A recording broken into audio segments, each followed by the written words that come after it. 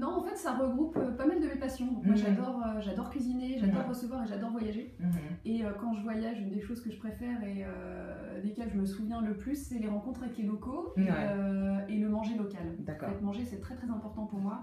J'adore me régaler quand je vais aux vacances, etc. Qui n'aime pas ça Oui, mais c'est super important. Donc, mes amis me disent que je suis un peu picorigide là-dessus. C'est vrai. Mais c'est super important. Et en fait, quand je rentre chez moi, j'essaie de refaire les spécialités que j'ai goûtées localement et elles n'ont jamais le même goût. C'est hyper frustrant, mais j'ai beau suivre les recettes, ça ne fonctionne jamais. Genre les mêmes épices aussi, la même façon de cuisiner, le même... Ouais, je sais pas si c'est les épices que je ne sais pas maîtriser ou alors il faudrait connaître ça depuis mon enfance. On n'a pas la même eau aussi parce que pas le même pays, bon, j'exagère peut-être. Et pourquoi pas, donc c'est ça qui vous a inspiré pour créer Another Chef. Ouais, il y a un petit peu de ça, et puis c'est parti d'un couscous que je voulais organiser pour mes amis. On voulait faire une fête à la maison, je me suis dit tiens, je vais faire un couscous. Je ne l'ai jamais cuisiné, même si j'en mange beaucoup, ça m'était jamais arrivé. Et là, je me suis dit, mais en fait, autour de moi, il y a plein de gens qui savent super bien le faire, donc ce serait une valeur sûre si quelqu'un venait le cuisiner chez moi et repartait, et c'est cool, ça. je vais juste en profiter. Ouais, donc la seule différence finalement, c'est que avec les restaurants, c'est que c'est le chef qui vient à domicile, hein. Oui, c'est ça. Il vient avec tout son attirail, comment ça se passe? Il a fait les courses en amont, quand le client a passé sa commande, on règle quelques détails pratiques, donc il donne des infos sur sa cuisine, sur son équipement, etc. Donc s'il a s'il lui manque quelque chose en cuisine, le chef va arriver avec. On pense à un wok par exemple. Donc le chef arrive avec tout ça, cuisine, sert le plat et le présente, et il repart quand le repas est prêt à être dégusté par les clients. Ah oui, donc il reste pas en cuisine à laver la vaisselle ou à machin. Soirée, donc il n'y a pas ce moment gênant non plus d'avoir quelqu'un dans la cuisine pendant qu'on discute avec ses amis. C'est pas un serveur non plus, en plus, voilà, exactement. Non, il est là pour partager sa bonne cuisine. Donc comment ça fonctionne alors? On va sur le site, Alors on va sur le site, donc le client va voir tous les menus qu'on lui propose, donc les menus et les chefs. Donc là il doit faire son choix. C'est parfois un petit peu difficile, parce que c'est quand même assez appétissant. Et une fois que le choix est fait, il choisit une date, le nombre de convives, l'adresse où aura lieu le repas, l'heure à laquelle il souhaite passer à table, et puis voilà, il commande. D'accord, ok. Et ensuite vient le jour J, donc le chef arrive chez lui avec les ingrédients, et puis on brise la glace, on fait les présentations, et puis il prépare et il repart quand c'est prêt et quand la cuisine est rangée. D'accord, il range aussi quand même un minimum le bordel. En fait, on n'arrive pas à faire waouh, qu'est-ce qui s'est passé? Non, ça ce serait assez dommage parce que l'expérience serait pas la même. La cuisine est rendue telle qu'elle est donnée au départ. Et comment ça se passe au niveau du prix? Donc il y a un tarif spécifique pour tout le monde ou c'est selon les chefs? C'est selon les chefs. Chaque chef propose le prix de ses plats. Donc ça va, sur les plats on en propose à 11 €, mais surtout plutôt à partir de 13 € par personne. Si par exemple vous voulez faire venir chez vous une dame qui va cuisiner un couscous, c'est aux alentours de 15 € par personne. Et après il y a l'option menu, donc pour laquelle on ajoute quelques euros. D'accord. Comment ça se passe au niveau de la limite de personnes? Est-ce qu'il y a un quota? Ou bien, est-ce qu'on peut aussi commander un chef pour une méga fiesta ou ce genre de choses, ou les limites? On peut. Alors pour l'instant, il y a des chefs qui veulent rester sur des petits comités de 5, 6 ou 7 personnes. Parce qu'en plus, à Paris, il faut savoir qu'ils se baladent souvent en transport en commun, donc avec un caddie. Donc c'est parfois, s'ils ont les ingrédients plus une gamelle, ça peut vite être lourd. Après, il y en a aussi qui me disent... c'est assez drôle d'ailleurs parce qu'ils me disent bon bah alors moi si c'est pour des petits comités par exemple 30 ou 40 personnes ça va, par contre s'il y a 300 ou 400 personnes je ferai venir ma cousine. 30 c'est énorme quand même. Non, ça peut être possible. Aujourd'hui on n'en fait pas encore. Il n'y a pas l'autre qui vient et fait bon pour mon mariage je crois que je vais commander sur Another Chef. Non, ça pourrait se faire. Ça pourrait se faire en tout cas. Mais là c'est encore assez récent, on ne propose pas encore ce genre de service, mais imaginons si un client m'envoie une demande particulière, je serai en mesure de lui trouver quelqu'un qui peut lui faire ce repas pour autant de monde. Ok, est-ce qu'il peut aussi servir à contrario pour une personne, pour son propre plaisir? Non, en fait, ça ne fait pas pour lui. Le prix ne sera pas du tout le même, forcément. L'autre qui rentre le vendredi. Non, l'autre qui rentre le vendredi soir. J'ai pas envie de commander un truc. Je vais me commander un Another Chef pour moi, tu sais. Non. Ou alors, faut être assez riche pour une personne. Parce que là, aujourd'hui, les prix qu'on propose, c'est sur une base de 5 personnes en moyenne. En fait, ça permet de proposer des prix intéressants et de rentabiliser aussi le trajet et la soirée du chef. Mais si l'autre, il veut payer pour 5. Pour 5. Voilà, il cuisine pour... Exactement. Voilà. Il a pour 5. C'est un bon indicateur, C'est clair. Est-ce que le chef vient blague, d'accord. On blague. Donc qui sont les chefs? Ce sont des vrais chefs ou ce sont des... Non, ce sont des amateurs. D'accord. Des amateurs que j'ai rencontrés. Donc je source un petit peu mes chefs. J'ai commencé par Le Bon Coin d'ailleurs, en postant des annonces. Et j'ai eu énormément de retours. Donc il y a beaucoup de monde qui a envie de proposer sa bonne cuisine. D'accord. Souvent des gens passionnés par la cuisine, qui ne sont pas chefs de cuisine, qui n'ont pas bossé dans des restaurants. Alors il y en a quelques-uns, mais c'est assez rare. Pas besoin d'avoir un diplôme ou quoi que ce soit. Non, pas du tout. Ce sont des gens qui pratiquent la cuisine au quotidien, qui régalent la famille, les amis et qui ont envie de faire découvrir à plus de monde aujourd'hui. Comment se passe au niveau de la facturation? Est-ce que quand on arrive, donc nous on paye tout simplement une facture pour autant de personnes, mais au niveau du chef, comment ça se passe lui de son côté? C'est lui qui fixe les prix? Oui, alors on fixe les prix ensemble. Moi, je les accompagne parce qu'ils n'ont pas forcément la bonne manière de calculer, etc. Donc, on calcule le prix en fonction du prix des ingrédients et de ce que eux veulent gagner. Donc, c'est pas du tout moi qui impose des prix, c'est eux. C'est important qu'ils soient contents de ce qu'ils gagnent. Bien sûr. Et ensuite, moi, j'ajoute 15% sur le prix qu'ils proposent. D'accord. Donc, le client me paie et ensuite je reverse. D'accord, ok. Donc là, ce que vous dites, c'est que vous proposez une quinzaine de chefs en région parisienne, aux origines diverses, donc Thaïlande, Comores, Maroc, Antilles, Vietnam, Liban, Roumanie, Algérie, Sénégal, Turquie. Waouh, oui. C'est top ça. On a beaucoup de destinations. Exact. Il n'y a pas un chef américain ou un chef anglais? Pas encore. Je cherche à manger quoi. C'est clair. Non, je cherche un spécialiste de burger, mais je ne l'ai pas encore trouvé. Ah oui, ça serait cool ça. Exact, ouais, parce que j'ai eu une demande récemment pour des burgers pour 50 personnes et je n'ai pas encore de chef. Ah ouais. Est-ce que c'est plus pour un service pour les privés ou aussi pour les entreprises, ce genre de choses? Surtout pour les privés, on est dans le cadre de l'économie collaborative, donc c'est vraiment du particulier à particulier. Ok, d'accord. C'est cool ça. Ça vous donne envie ça?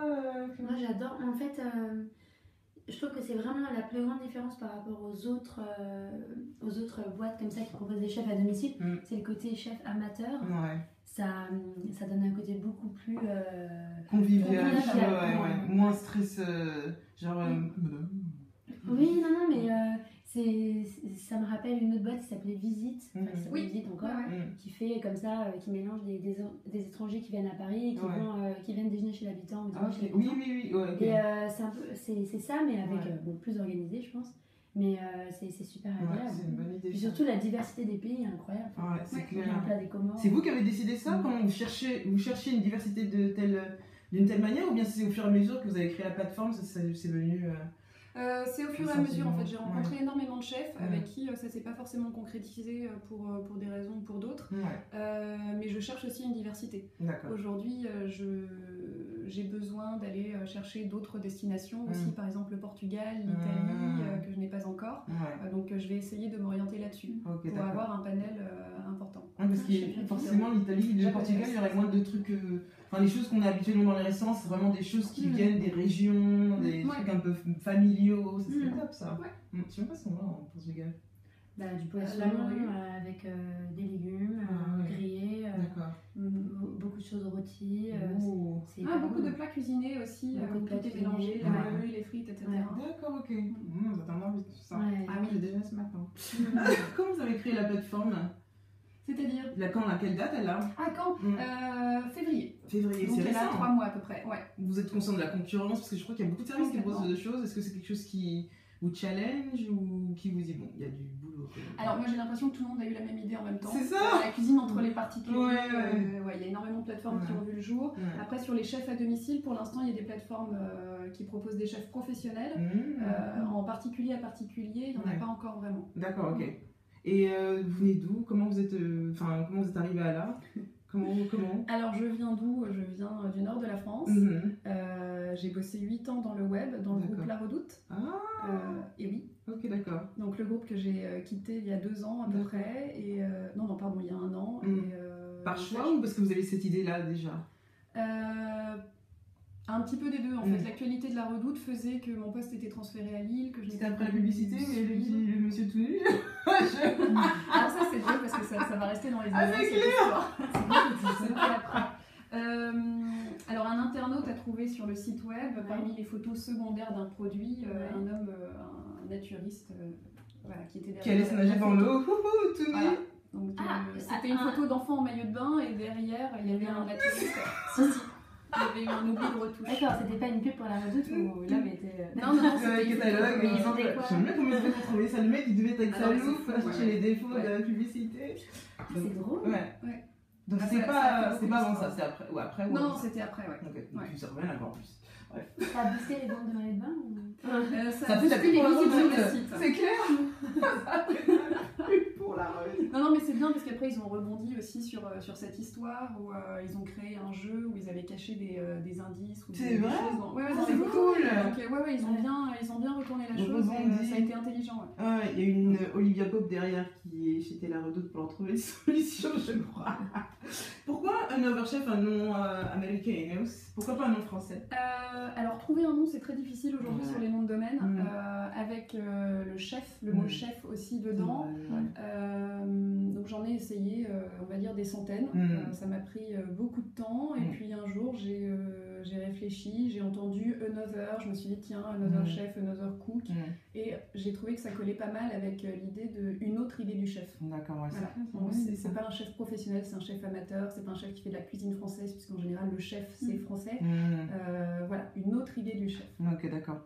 Ok. Et il y a combien d'abonnés? Comment ça fonctionne? Ça fonctionne sur d'abonnés ou on vient vraiment, on a pas besoin de s'inscrire? Alors c'est encore tout récent, donc pour l'instant on a encore peu de monde qui connaît la plateforme. Ça va être un des challenges de ces prochaines semaines et de ces prochains mois. On va dire qu'on a quelques centaines d'abonnés pour l'instant. C'est cool, c'est bien pour démarrer, c'est récent.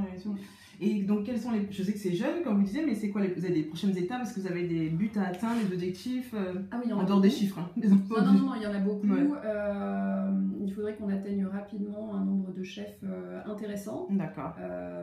Pour pouvoir honorer toutes les commandes et d'avoir plusieurs chefs aussi dans chacune des destinations. Puisque si un client veut la destination Vietnam et que je n'ai qu'une chef et que ce soir-là ça peut pas, j'aimerais bien pouvoir lui proposer des alternatives. Donc augmenter le nombre de chefs.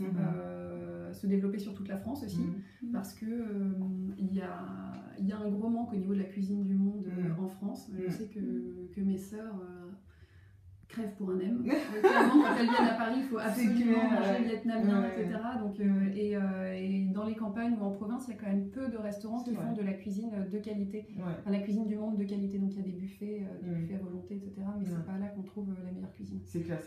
Et à l'étranger aussi, pourquoi pas? Pourquoi pas? Alors pour l'instant, la France est déjà un bon objectif. Mais oui, après, si ça fonctionne, tout est possible. D'accord, ok. Super. Neverchef, qui est disponible que en français. Et si un étranger vient à Paris et qui veut... Si un étranger vient à Paris, parce que c'est ce qu'ils disent, Paris, et qui veut commander, il y a une langue anglophone aussi? Non, pour l'instant, non. Par contre, il y a des chefs qui parlent mieux anglais que français. D'accord, ok. Mais oui, forcément, oui, c'est clair. Oui. Ok. Comment vous avez fait pour tester? Vous avez testé d'autres plateformes? On fait des plateformes concurrentes pour voir comment ça fonctionnait? Un petit peu d'espionnage? Oui, forcément, on va voir ce qui se passe. Oui. D'accord, donc ça permet d'améliorer le service à chaque fois. Est-ce que vous avez une application aussi? Non, pas encore. Par contre, le site est complètement responsive. D'accord, ok. Ouais, parce que je crois qu'il y avait eu une étude qui disait que forcément l'avenir n'était plus dans les applications, parce qu'en plus on dépense de l'argent, on n'en donne pas beaucoup, mais de faire des sites responsives, c'était l'avenir. Donc très bien. Merci beaucoup pour ces informations, Audrey. Merci beaucoup. On va passer à l'actualité.